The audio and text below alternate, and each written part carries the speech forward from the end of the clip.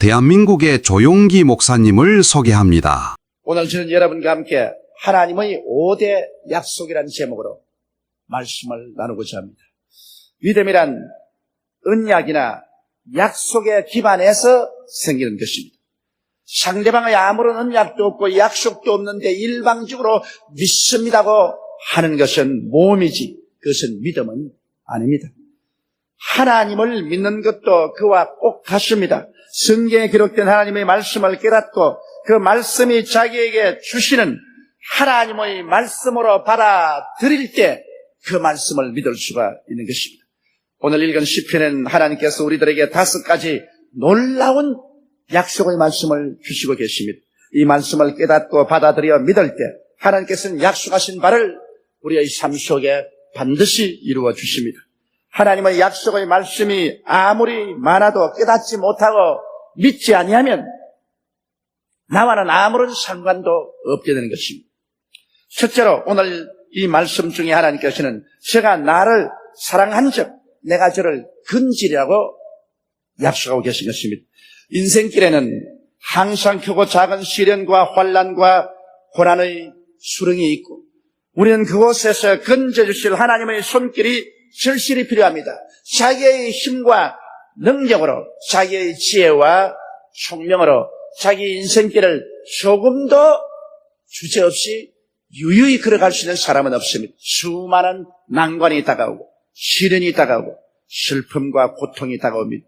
우리는 우리의 삶의 이런 경험 속에서 손을 내밀어 하나님이 도와주시기를 간구하고 주님이 건져주시기를 간절히 간청하게 되는 것입니다. 그런데 하나님께서는 제가 나를 사랑하면 내가 저를 건지겠다고 약속을 해주셨습니다. 사랑은 표현되어야만 하고 증명되어야만 하는 것입니다. 입술로만 아무리 사랑한다 해도 이것이 실제로 표현되고 증명되지 아니하면 이 사랑은 허공의 사랑인 것입니다. 하나님의 사랑은 독생자를 주심으로 나타나시고 확실히 우리 속에 증명되었습니다. 예수님의 사랑은 십자가에 못 박히심으로 표현되고 그 몸을 찢고 피를 흘리심으로 확실히 증명된 사랑입니다. 예수님이 우리를 사랑했다는 사실을 부인할 사람은 이 천하에 아무도 없는 것입니다. 이와 같이 우리들도 하나님을 사랑하면 우리의 하나님에 대한 사랑이 표현되어야 되고 증명되어야 돼. 입술로만 사랑한다는 사랑은 아무런 힘이 없는 것입니다. 그러면 어떻게 해야 우리들의 사랑을 우리가 증명하고 표현할 수 있을 것입니까? 우리는 하나님을 사랑한다고 할 때 반드시 하나님의 보내신 독생자 예수님을 믿고 사랑해야 하나님을 사랑하는 것이 됩니다. 예수님을 믿고 사랑하지 아니하면서 천지를 지으신 하나님을 사랑한다고 아무리 말해봤자 그거는 흑우인 것입니다. 왜냐하면 하나님의 보내신 그 아들을 사랑하지 않은 자는 하나님도 사랑하지 아니하는 것입니다. 아들이 없는 자에게는 아버지도 없고 아들이 있는 자에게는 아버지도 있습니다. 그렇기 때문에 우리는 하나님을 사랑하는 자는 독생자 예수님을 믿고 사랑함으로 하나님을 사랑한다고 할 수 있습니다. 그뿐 아니라 하나님의 계명을 지키고 하나님의 기뻐하시는 일을 함으로 하나님을 사랑한다고 말할 수 있습니다. 하나님의 시키시는 계명은 다 어기면서 내가 하나님을 사랑한다는 것은 거짓말입니다. 어느 가정에도 자녀가 부모의 명령을 다 어기면서 부모를 사랑한다고 말할 수 없습니다. 부모를 사랑하는 자녀는 부모가 시키시는 일을 반드시 할 때 부모를 사랑하는 자녀라고 말할 수 있는 것입니다. 성경 요한일서 3장 21절로 24절에 사랑하는 자들아 만일 우리 마음이 우리를 책망할 것이 없으면 하나님 앞에서 담대함을 얻고 무엇이든지 구하는 바를 그에게 받나니 이는 우리가 그의 계명들을 지키고 그 앞에서 기뻐하시는 것을 행함이라. 그의 계명은 이것이니 곧 그 아들 예수 그리스도의 이름을 믿고 그가 우리에게 주신 계명대로 서로 사랑할 것이니라. 그의 계명들을 지키는 자는 주 안에 거하고 주는 주 안에 거하느니 우리에게 주신 성령으로 말미암아 그가 우리 안에 거하시는 줄 우리가 아느니라고 말씀하고 있는 것입니다. 우리가 하나님의 계명을 지킬 때 하나님을 사랑하고 또 하나님을 공경하는 것을 표현하고 증명할 수 있는 것입니다. 그뿐 아니라 우리가 하나님을 진심으로 섬겨야 하나님을 사랑하는 것이 됩니다. 하나님을 물질로 섬기고 헌신 봉사로 섬겨야 되는 것입니다. 가장 기본적인 하나님께 드리는 11조를 도둑질하지 말아야 하나님을 사랑하는 것이 되고, 또 하나님이 요구할 때는 시간 내고 몸들여서 헌신 봉사해야 되는 것입니다. 최근 우리 지성전 중 하나인 동부성전에서 건축 헌금을 했는데 약 10,000여 명의 성도가 90억 가까운 헌금을 작정을 했습니다. 저는 그것을 보고 대단히 놀랐습니다. 그런 중에도 두 사람이 각각 30억의 거금을 하나님의 성전 짓는데 헌금을 했습니다. 여러분, 내 물질이 있는 곳에 내 마음도 있다고 했는데 한 사람이 30억을 모으려면 평생을 땀을 흘려야 되는 것입니다. 그 금액을 조금도 주저하지 않냐고 하나님 사업에 회척해. 한 사람도 아닌 두 사람이나 그렇게 했다. 이것은 하나님을 사랑함이 그 속에 있는 것입니다. 어떤 누가 무슨 말을 해도 그 사람들이 하나님을 사랑하고 있다는 사실을 부인할 수는 없는 것입니다. 이렇기 때문에 우리가 하나님을 사랑하면 11조 도둑질하지 아니하고 하나님 앞에 시간 내고 몸들여 헌신 봉사하는 것으로 증명해야 되는 것입니다. 이렇게 할 때 하나님께서는 내가 저를 건지라고 말하는 것입니다. 하나님을 사랑하는 자를 크고 작은 수렁에서 시험과 환난에서 오늘날도 하나님은 우리를 건져주시는 것입니다. 사드락과 메삭과 아벳니고를 풀무 가운데서 건지신 그 하나님, 다니엘을 사자굴 속에서 건져내신 그 하나님은 오늘날도 하늘과 땅을 지으신 그 강한 능력과 권세로 하나님을 사랑하는 자들을 건져내어 주시는 것입니다. 이러므로 우리가 입술로 헛되이 주를 사랑한다고 말하지 말고 우리의 실질적인 삶을 통해서 행동으로 우리의 사랑이 표현되고 증명될 수 있게 살아야만 하겠습니다. 둘째로 이 성경에는 제가 내 이름을 안적 내가 저를 높이라고 말씀하셨습니다. 타락한 인간은 천지와 만물을 지으시니까 누구인지 인생의 구주가 누구인지 알지 못합니다. 그럴 뿐 아니라 알려고도 하지 않고 무관심하게 살아가고 있는 것입니다. 하나님을 알고 하나님의 이름을 안다는 의미는 유일하신 창조주시요 우리의 절대 주권자이신 하나님을 믿고 그 하나님이 나의 하나님이 되시고 나의 구주가 된다는 것을 입술로 고백해야 하나님의 이름을 아는 것이 있는 것입니다. 하나님이 내 하나님이 되시고 나의 구주가 된다는 것을 입술로 고백하지 아니하면 하나님의 이름을 모르는 사람인 것입니다. 또 하나님의 이름을 아는 사람은 야훼 하나님을 공경하고 예배드립니다. 여러분은 오늘 이 시간 내어서 교회에 찾아와서 하나님의 이름을 공경하고 예배드리는 것, 이것이 바로 하나님의 이름을 아는 것입니다. 그리고 하나님의 이름을 아는 사람은 모든 삶에 하나님의 이름에 영광을 돌립니다. 무엇을 하든지 하나님의 이름으로 하며 하나님께 영광을 돌립니다. 사업을 시작해도 처음 시작할 때 돼지 대가리 놓고 절하지 아니하고 주의 종을 청에다가 하나님의 이름을 부르고 예배하고 감사합니다.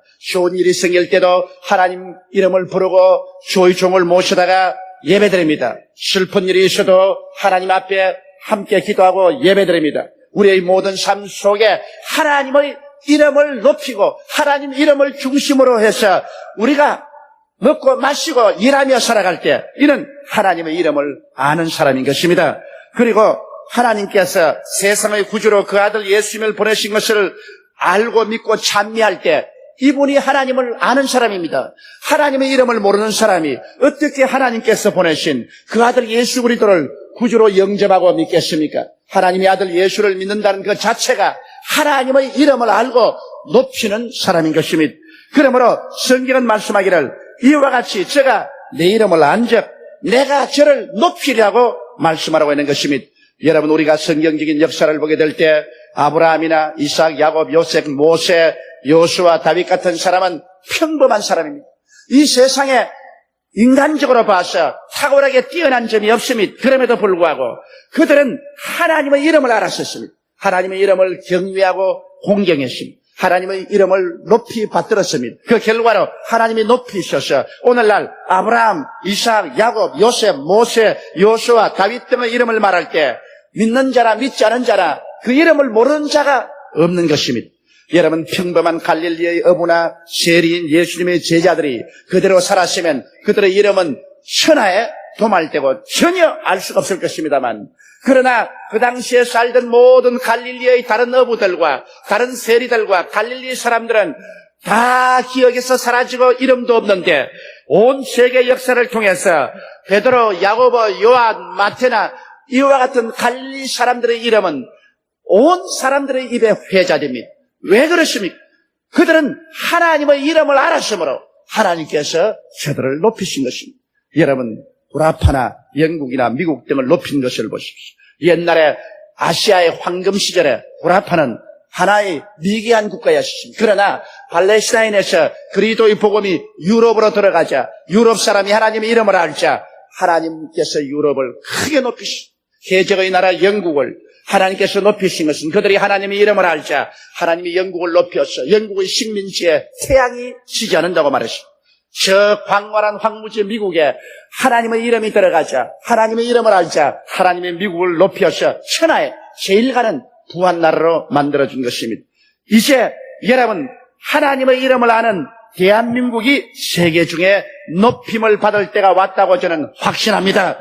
우리 하나님께서 이 마지막 때에 복음이 아시아로 와서 우리 한국에 복음의 오아시스를 만들어 놓은 것입니다. 아시아의 복음의 황무지에 한국만이 유일하게 복음의 오아시스가 되는 것입니다. 이것은 한국 사람들이 하나님의 이름을 알고 하나님의 이름을 공경한 결과로 우리 하나님께서 우리 한국을 지금까지 높여주었습니다. 이 환난과 시험 중에 높여주고 앞으로도 우리가 주의 이름을 부를 때 하나님은 우리를 크게 높여주실 것입니다.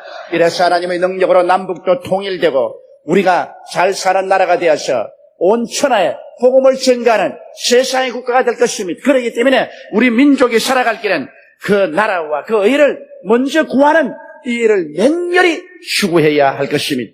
셋째로 제가 내게 간구하리니 내가 응답하리라고 말씀한 것입니다. 예수님께서 이런 예화를 들으신 적이 있습니다.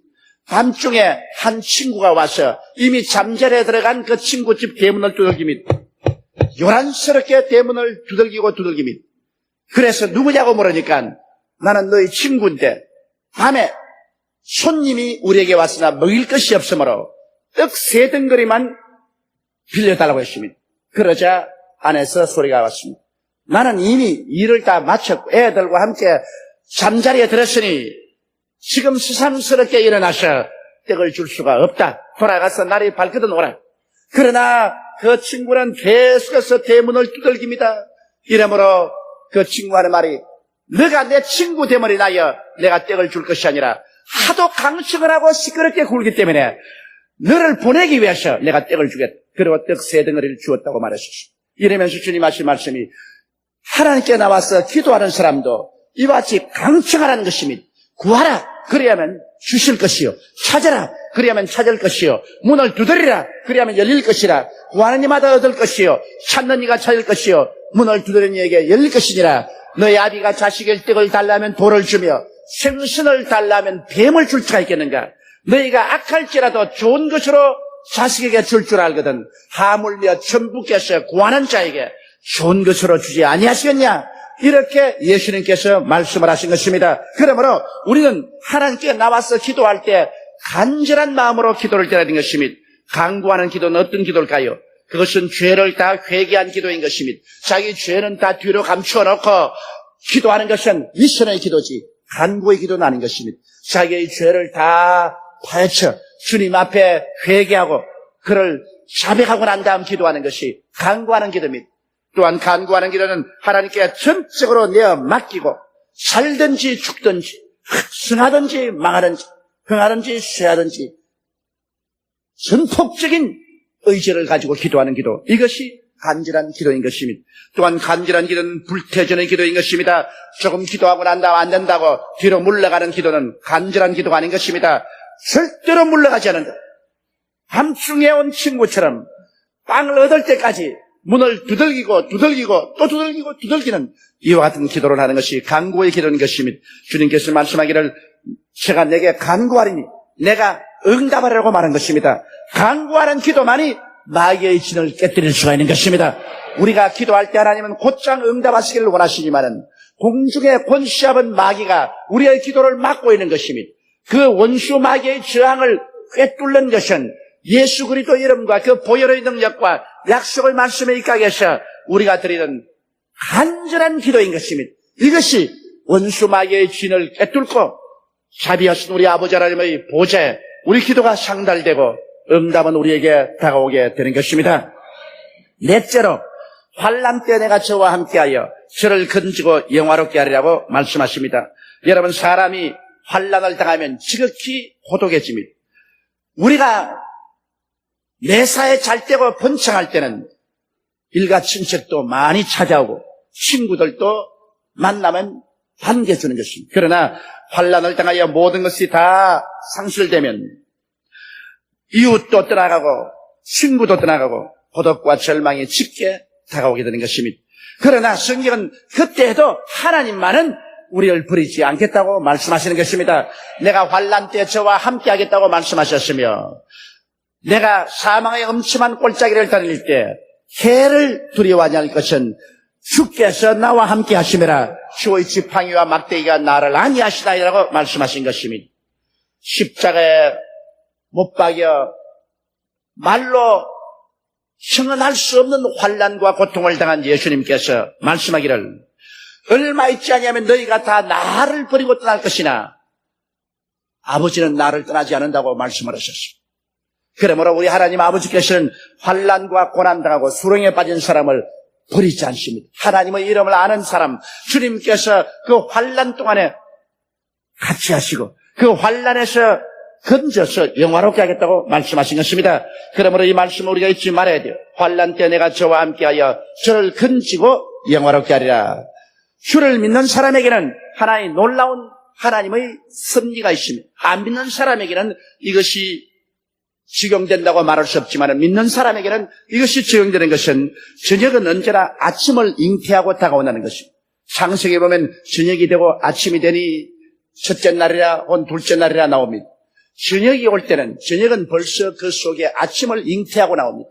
그러므로 저녁이 오면 얼마 있지 아니하여 아침이 응아하고 다가오는 것입니다. 저녁이 온다고 해서 항상 저녁 속에 산다고 생각하면 안 됩니다. 그는 아침을 해산하는 것입니다. 슬픔과 울음은 기쁨과 춤을 잉태하고 다가오는 것입니다. 우리 예수 믿는 사람에게 슬픔과 울음이 다가오는 것은 슬픔과 울음만 바라봐서는 안 됩니다. 그 속에는 기쁨과 춤이 잉태되어 있습니다. 어린애기를 잉태한 어머니는 때가 오면은 반드시 낳게 되는 것입니다. 이와 같이 시편 30편 11절에 주께서 나의 슬픔을 변하여 춤이 되게 하시며 나의 베옷을 벗기고 기쁨으로 띠우셨나요라고 말한 것입니다. 이러기 때문에 슬픔과 울음이 다가온다고 해서 절망하면 안 됩니다. 그 속에 기쁨과 춤이 잉태되어 있다는 것을 알아야 됩니다.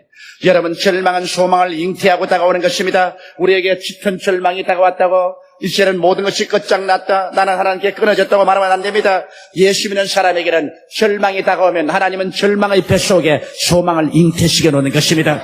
그래서 절망이 우리에게 다가와서는 소망을 낳고 도망을 쳐버리고 마는 것입니다. 시편 35편 5절에 30편 5절에 그 노염은 잠깐이요 그 은총은 평생이로다. 저녁에는 울음이 기숙할지라도 아침에는 기쁨이 오리로다라고 말한 것입니다. 환난은 영광을 품고 있습니다. 그러므로 기대와 소망을 굳게 품고 환난 중에는 더욱 기도하며 참고 기다려야 됩니다. 어머니가 어린아기를 잉태하고 난 다음에 당장 내일 어린아이가 나오지 않는다고 낙심합니까? 그렇지 않습니다. 달수가 차야 됩니다. 어머니가 어린아기를 잉태하고 난 다음에는 그 몸이 무겁고 괴롭더라도 그 달수가 차기까지 오래 참고 기다리는 것입니다. 이처럼 우리에게는 여러 가지 다가오는 저녁도 슬픔도 울음도 그리고 절망도 환난도 그 속에 아침을 잉태하고 기쁨과 춤을 잉태하고 있으며 소망을 잉태하고 있고 환난은 영광을 잉태하고 있습니다. 그러므로 우리는 참아야 되는 것입니다. 고통스럽고 괴롭더라도 시간이 빨리 안 가는 것 같을지라도 참아야 됩니다. 참고 하나님을 계속하게 믿고 낙심하지 아니하면 때가 오면 아침이 다가오게 되는 것입니다. 춤과 기쁨을 낳아주는 것입니다. 절망은 소망의 어린아이가 태어납니다.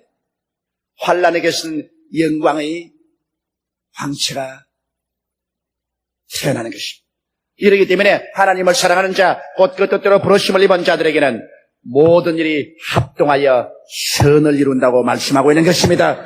그러므로 마귀가 아무리 우리를 멸하려고 해도 마귀가 멸하려는 그 모든 계획 속에 하나님은 벌써 승리와 축복과 희망의 씨앗을 심어버리기 때문에 마귀는 겉으로 우는 사자같이 두루다니며 찾아오고 겉으로 우리를 박살을 내고 씹어버리려고 오는 것 같지만은 그 속에는 하나님의 축복의 씨앗이 벌써 잉태되어 있는 것입니다. 그러므로 결국엔 마귀의 도문은 다 무너지고 하나님의 백성은 그리스도로 말미암아 하나님의 축복과 영광을 누리게 되는 것입니다. 이러므로 인내해야 되는 것입니다. 욥의 인내를 보고 그 결말을 보았거니와 하나님은 가장 자비하시고 긍휼하신 분이시라고 성경은 말하고 있는 것입니다. 이러므로 여러분은 현실만 보지 말고 하나님의 선하심을 바라보고 하나님의 약속을 믿고 낙심하지 않게 되시기를 주님 이름으로 축원합니다. 다섯째로 성경에는 내가 장수함으로 저를 만족해 하며 나의 구원으로 보이리라고 말씀하신 것입니다. 사람들마다 이 땅에 태어난 사람은 오래오래 살기를 원합니다. 그러나 가장 장수할 수 있는 좋은 길은 예수를 믿고 하나님을 의지하는 것입니다. 우리의 살고 죽는 것이 하나님의 손에 있기 때문에 하나님의 손에 의지함으로 진실한 장수를 누릴 수가 있는 것입니다. 왜냐하면 하나님이 주신 인생의 수명은 시편 90편 10절에 모세 당시에는 이렇게 말했습니다. 우리의 연수가 70이요 강건하면 80이라도 그 연수의 자랑은 수고와 슬픔뿐이요 신수기간이 우리가 날아가나이다라고 말한 것입니다. 모세 당시에는 이미 인간의 수명이 70이요 강건하면 80이라고 말했습니다. 그러나 노아 홍수 이전에는 사람이 약 1000년 가까이 살았습니다. 이러므로 사람의 생명이 나무의 생명과 같이 길었습니다. 그러나 노아 홍수 이후에는 사람의 수명이 120년이 되리라고 성경은 말하고 있는 것입니다. 만일 오늘날 우리가 하나님을 잘 섬기고 건강에 잘 유의한다면 120년까지는 살 수 있을 가능성이 있습니다. 그렇지만 모세는 말하기를 모세 당시에는 하나님이 120년 수명을 주었지만은 그러나 70이요 강건하면 80을 사는 것이 정상이라고 말한 것입니다. 이러므로 우리가 70년을 살면 감사하고 80년을 살면 플러스 알파로 덤으로 더 살았다고 생각을 해야 될 것이고 그 이상 120년까지 사는 것은 너무 지쳐서 살기가 곤란할 것입니다. 친구들이 다 세상을 떠나가 버렸는데 자기 혼자 살아서 뭘 하겠습니까? 오히려 자손들에게 힘이 되고 말 것입니다. 이러므로 모세처럼 우리 70 이후 80살까지 살면 그 다음엔 플러스 알파로 생각하고 살다가 하나님 나라에 들어가는 것이 좋을 것입니다. 그러나 왜 우리가 예수를 믿고 하나님을 의지하면 장수게 되느냐? 그 이유는 하나님을 의지하고 죄 중에 살지 않으므로 마음이 편안하고 스트레스가 없기 때문인 것입니다. 죄 중에 살면은 죄악으로 말미암아 여러 가지 정신적인 고통과 괴로움이 다가오므로 그 스트레스 때문에 사람은 빨리 죽습니다. 여러분 오늘날 의사들은 말하기를 사람의 질병의 70%에서 100%까지 스트레스로 말미암아 병이 된다고 그러죠. 그러나 예수 믿는 사람이 하나님 앞에 스트레스가 있습니까? 다 회개하고 잡아가고 주님께 다 맡겨버리고 주 안에 있는 나에게 딴 근심 있어라. 십자가 밑에 나아간 내 짐을 풀어내 찬송가 한 장 부르고 나면은 속이 시원해지고 스트레스에서 해소되는 것입니다. 이러므로 우리 하나님을 믿는 사람은 스트레스에서 해소될 수 있으므로 여러 가지 질병에서 해방을 얻고 우리가 건강할 수 있는 것입니다. 또 정신적이고 육체적인 해독을 받아들이지 않기 때문인 것입니다. 정신적인 미움이라든지 시기, 질투, 원한, 분노 같은 것을 마음속에 오래 간직하고 있으면 이것이 우리를 먹어 들어가는 것입니다. 마음의 질병은 육체의 병을 가져오는 것입니다. 마음의 기쁨은 육체를 고치는 양약이 된다고 성경은 말하고 있는 것입니다.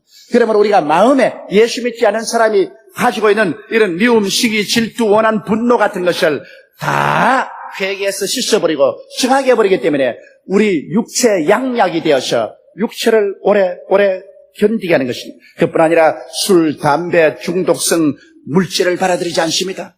이런 것들이 우리 몸속에 들어와서 고혈압을 가져오고 간경화증을 가져오고 장애를 가져오고 일찍이 죽게 만드는 것입니다. 그러나 우리 주를 믿는 사람들은 이와 같은 정신적인 육체적인 해독성 물질을 받아들이지 아니하므로 우리가 오래오래 살 수 있는 것입니다. 그뿐 아니라 성령의 역사는 우리를 장수케 합니다. 로마서 8장 2절에 있는 그리스도 예수 안에 있는 생명의 성령의 법이 죄와 사망의 법에서 너를 해방하였습니다. 죄의 법에도 해방하고 사망의 법에서도 해방하기 때문에 우리 속에는 사망의 법을 자꾸 해방시켜 주므로 성령이 충만하면 오래 살게 되는 것입니다. 로마서 8장 11절에 예수를 죽은 자 가운데서 살리신 이의 영이 너희 안에 거하시면 그리스도 예수를 죽은 자 가운데서 살리신 이가 너희 안에 거하시는 그의 영으로 말미암아 너희 죽을 몸도 살리시리라. 죽은 몸을 살리는 것은 부활이지만은 죽을 몸을 살리는 것은 장수를 말하는 것입니다.